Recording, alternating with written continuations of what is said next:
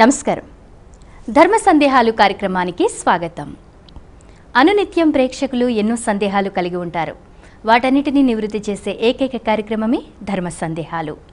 భక్తి టీవీ ప్రేక్షకులు వారికి కలిగిన సందేహాలను ఉత్తరాలు, ఈమెయిల్స్ ద్వారా మాకు రాసి పంపిస్తున్నారు. ఈనాటి కార్యక్రమంలో వాటిని నివృత్తి చేయడానికి మన ముందున్నారు ప్రముఖ ఆధ్యాత్మికవేత్త, రామాయణ సుధాకర, రామాయణ సుధానిధి, సంస్కృత ఆంగ్ల భాష అనువాదకర్త బ్రహ్మశ్రీ డాక్టర్ మైలవరపు శ్రీనివాసరావు గారు. వారిని అడిగి తెలుసుకుందాం. నమస్కారం అండి గురువు గారు. నమస్కారం.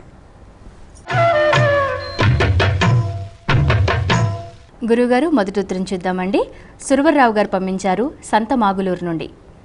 నదులలో దీపాన్ని ఎందుకు వదులుతారు తెలియచేయండి అని అడుగుతున్నారు. మనకి పంచభూతాలు ఏవైతే ఉన్నాయో అవి మనని రక్షించేటటువంటివి. పృథివీ, అపు, తేజస్సు, వాయు, ఆకాశం. పృథివీ నేల.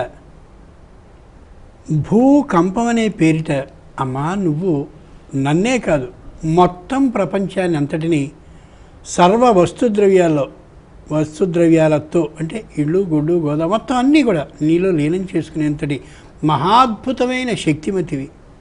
నన్ను రక్షించు, నన్ను రక్షిస్తున్నావు కాబట్టి నేను సుఖంగా ఉన్నాను అని పృథివీకి పూజ చేస్తాం. అలాగే సూర్యుడు, మేము ఎంత వేడిని భరించగలమో తెలిసి అంతే వేడిమి నీ నుండి వచ్చేలా బాగా విశాలంగా సముద్రాన్ని పెట్టి భూమికి నాలుగు వైపులా ఆ నీళ్ల చల్లదనం కారణంగా నీ వేడిని తగ్గించుకుని మమ్మల్ని బతికింపజేస్తున్నావు. నువ్వు కానీ నీ వేడిమితో ప్రకాశించినట్లయితే ఇంత సముద్రం ఉన్నా మేము ఖచ్చితంగా ఉండేవాళ్ళం కాదు. కాబట్టి నువ్వు ఎంత గొప్పవాడివి. అందుకు సూర్యుడికి నమస్కారం చేస్తాం. అలాగే వాయువు, ఒక్కసారి నువ్వు కానీ గట్టిగా వీచినట్టయితే విపరీతమైన అస్తవ్యస్తమైపోయి మా జీవితాలన్నీ ఛిద్రమైపోతాయి, చిన్నమైపోతాయి. మనం చూస్తుంటాం, మొత్తం తోటలన్నీ భంగమైపోతాయి. గట్టిగా ఒకసారి తుఫాను వచ్చి గాలి విపరీతంగా కొట్టినట్టయితే ఎంత కష్టమైపోతుందో మనం విశాఖపట్నంలో హుదుహుదు తుఫాను చూసాం, చాలా సందర్భాల్లో గమనిస్తున్నాం. అంతటి శక్తిమంతుడమైన వాయువు ఏం తెలియని వాడిలా మెత్తగా మౌనంగా కూర్చుని మమ్మల్ని రక్షిస్తున్నావు, బతుకుతున్నావు.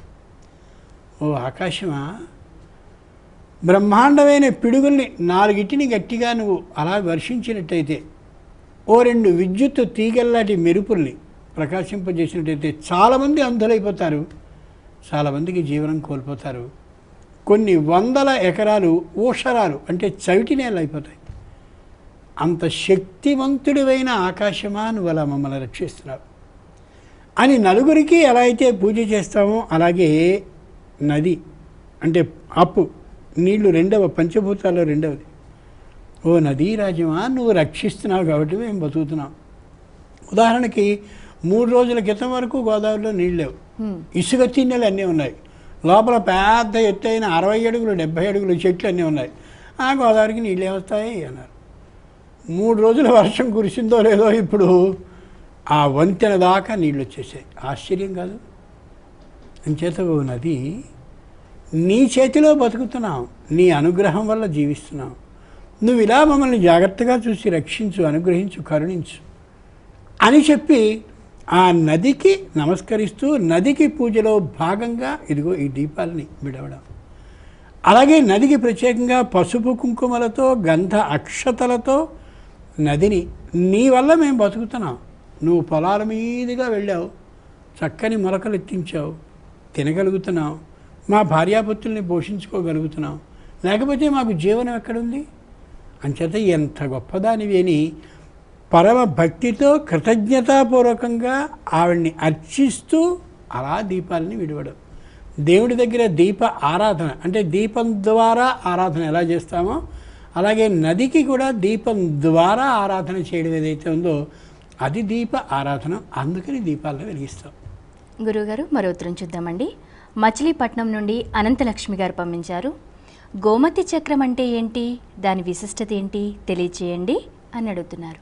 ఈ కొత్త కాలం వచ్చిన తర్వాత కొత్త సంప్రదాయాలు ప్రపంచంలో ఎక్కడా లేని వచ్చేస్తున్నాయి. పురాణాలు 18 ఉన్నాయి. 18 పురాణాలు ఉన్నప్పటికీ కూడా చుక్కల్లా చంద్రుల్లా భాగవతంలో ఉన్నదాన్ని మాత్రమే నమ్మవలసిందని అదే వ్యాసుడు మిగిలిన 17 పురాణాలు రాసినవాడు రాశాడు. కానీ మనం ఏం చేస్తామంటే ప్రపంచంలో లేని వింతోటి పట్టుకొచ్చితే అది బాగా జనంలోకి పేలిపోతుందనే ఆలోచనతో అబ్బో ఏమేమిటో చేయడం. నువ్వుల నూనెతో మన తాత నుంచి ముత్తాత నుంచి ఇంకా పైనుంచి అందరూ పెడుతూ ఉంటే నువ్వుల నూనె పెడితే చచ్చిపోతావు, శని వస్తుంది, కాబట్టి నువ్వుల నూనెతో పెట్ట, కొబ్బరి నూనెతో పెట్టు. నిజంగా కొబ్బరి నూనెతో పెట్టేవాడు ఎవడైనా అడిగితే కొబ్బరి నూనెతో పెట్టకు, వేరుశనగ నూనెతో పెట్టు. ఇది ఎలాగ చంపేయడం.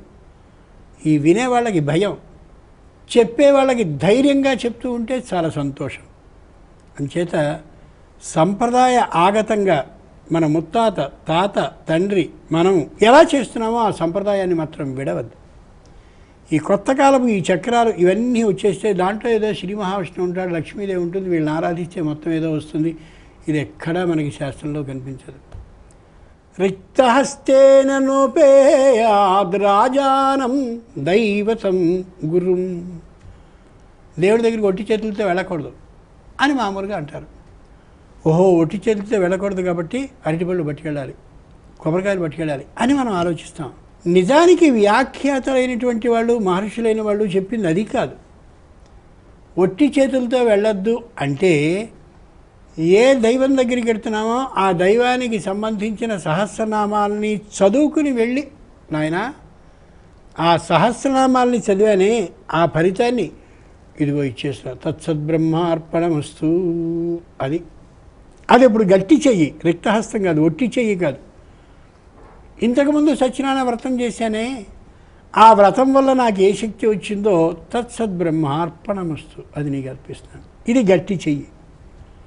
అలా కొత్తదైనటువంటి దేన్నో తీసుకుని దీని ద్వారా మనకి మోక్షం వచ్చేస్తుంది అని అనుకోవడం కాకుండా పాతకాలం నుంచి ఏవైతే ఉన్నాయో దాన్ని ఎప్పుడూ మనం మార్చొద్దు అని అనుకుంటే నిశ్చయంగా మోక్షం లభిస్తుంది.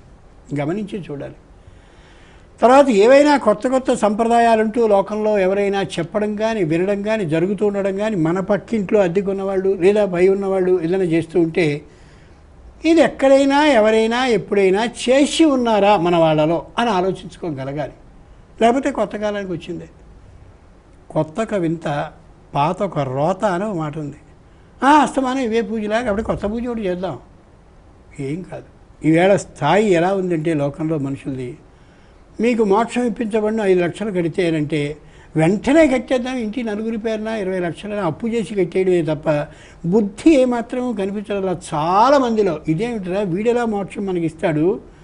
మోక్షం అనేటటువంటిది మూచనే, అది పూర్తిగా అన్నిటినీ విడిచేస్తే మనకి మనం లభించేది తప్ప వీడిని పట్టుకుంటే వీడి మోక్షం ఎలా ఇప్పిస్తాడనే జ్ఞానం లేదు. దాంతో ఏమవుతుందంటే దీన్ని బాగా అవకాశం చేసేసుకుని ఏమిటి పడితే అది అలా చేసేస్తున్నారు. ఇది సరైన విధానం కాదు. శాస్త్రజ్ఞానం తెలిసిన మాట అస్సలు కాదు. ఇలాంటి వాటిని ఆచరించనే కూడదు.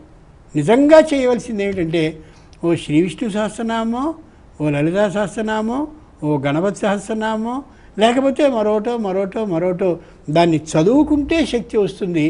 ఎంత మననం చేసుకుంటే అంత శక్తి వస్తుంది తప్ప మరొక విధంగా కాదు. వాడెవడో అన్నం తింటే మనకెలా బలం వస్తుంది?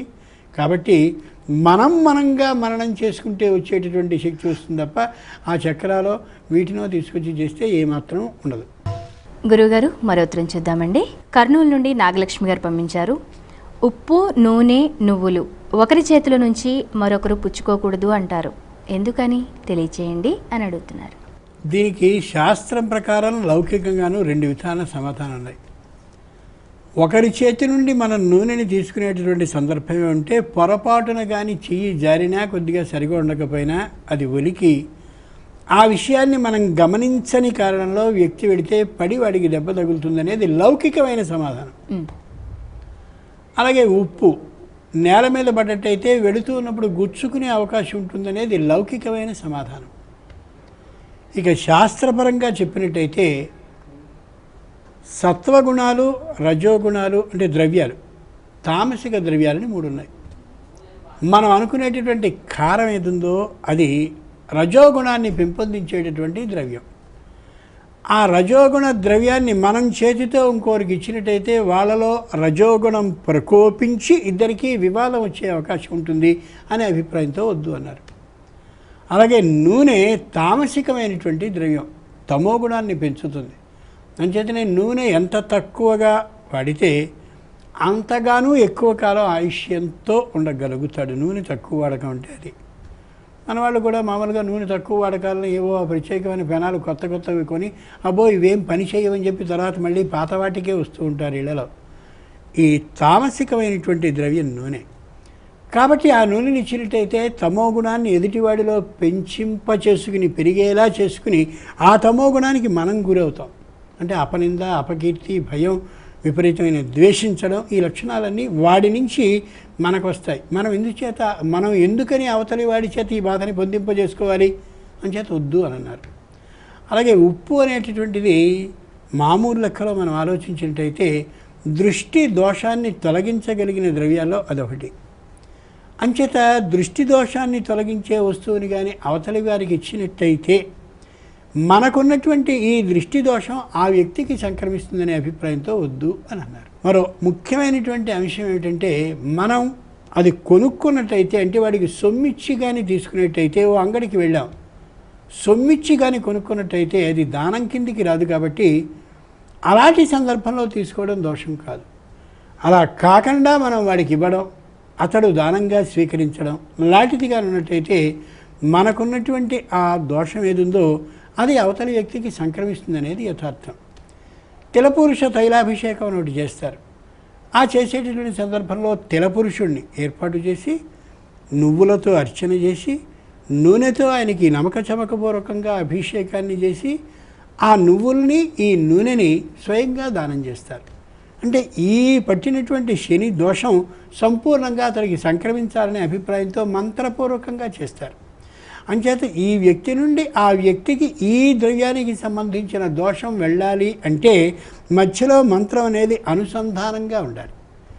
అది అంచేత ఈ ఉప్పు, అలాగే కారం, ఇప్పుడు మనం అనుకున్నటువంటి మూడో వస్తువు ఉంది, వీటిని దానం చేయడం అనేది అవతలి వ్యక్తి అంగీకరిస్తే జరగాలి. చేతిలో నుంచి చేతిలో తీసుకోవడం అనేది తామసికమైనటువంటి గుణాన్ని పెంపొందిస్తుంది. కాబట్టి నూనె అనేది ఇవి ఇవ్వడం సరికాదు, తీసుకోవడం అంతకంటే కాదు. గురువుగారు, మరో ఉత్తరం చూద్దామండి. కంచికచర్ల నుండి నాగరాజు గారు పంపించారు. భోజనం చేసేటప్పుడు ఇస్తరి చుట్టూ నీళ్లు చల్లుతారు, ఎందుకని తెలియచేయండి అంటున్నారు. మామూలుగా పరిశేచనం అని ఉంటుంది. పరితసేచనం, పరిశేచనం. విస్తరి పెట్టి అలా పైన నీళ్లు చల్లి దాని చుట్టూరా ఇలా పరిశేచనం చేస్తాం.